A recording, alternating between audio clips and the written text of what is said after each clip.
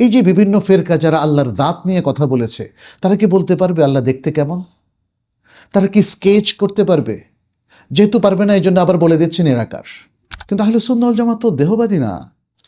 তাহলে এমন কোন শব্দ আমরা আল্লাহর জন্য প্রয়োগ করব না যেটা তিনি অথবা তার রাসূল সাল্লাল্লাহু আলাইহি সাল্লাম কোরআনে অথবা হাদিসের মধ্যে বলেন নাই।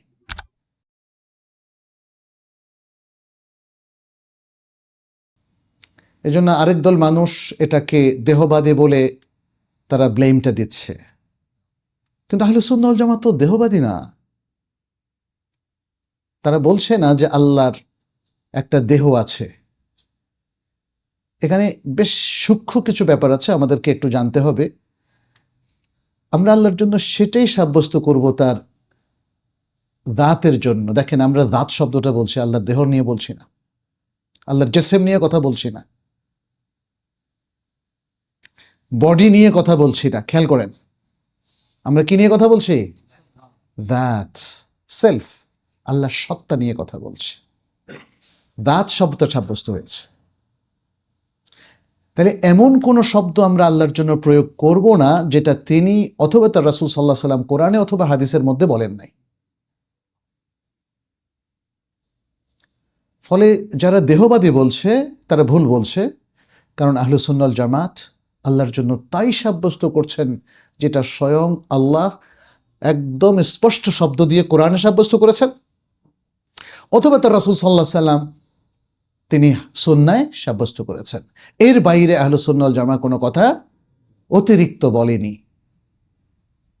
আল্লাহ নিরাকার, অমুক তমুক, আল্লাহর একটা দেহ আছে, কিডনি আছে, অমুক আছে, তমুক আছে, এই সমস্ত নিয়ে বেহুদা আলোচনা আহলে সুন্নাহ ওয়াল জামাত করেনি। আমাদের জন্য অবশ্যই উপকারী ইলম হচ্ছে যেটা মা কাল আল্লাহ ওয়া মা কালা রাসূল, এবং এর মধ্যেই আমাদের নিরাপত্তা। আমি অতিরিক্ত কথা কেন বলবো? আল্লাহ যা বলেছেন, আল্লাহ রাসূল সাল্লাল্লাহু আলাইহি সাল্লাম যা বলেছেন, তার মধ্যে আমরা সীমাবদ্ধ থাকব। যেখানে ব্যাখ্যা এসছে ব্যাখ্যা দেব, যেখানে ব্যাখ্যা আসে নাই ব্যাখ্যা দেব না। যেখানে কাইফিয়ত বর্ণনা করা হয়েছে কাইফিয়ত বর্ণনা করব, যেখানে কাইফিয়ত বর্ণনা করা হয় নাই সেখানে কাইফিয়ত বর্ণনা করব না। এই যে বিভিন্ন ফেরকা যারা আল্লাহর দাঁত নিয়ে কথা বলেছে, তারা কি বলতে পারবে আল্লাহ দেখতে কেমন? তারা কি স্কেচ করতে পারবে? যেহেতু পারবে না, এই জন্য আবার বলে দিচ্ছে নিরাকার। অথচ আল্লাহর একটা দাঁত আছে, আছে না? এবং আল্লাহকে মোমেনরা কি দেখবে কিনা? তো কি দেখবে? আল্লাহর দাঁতকে দেখবে, আল্লাহর দাঁতকে দেখবে।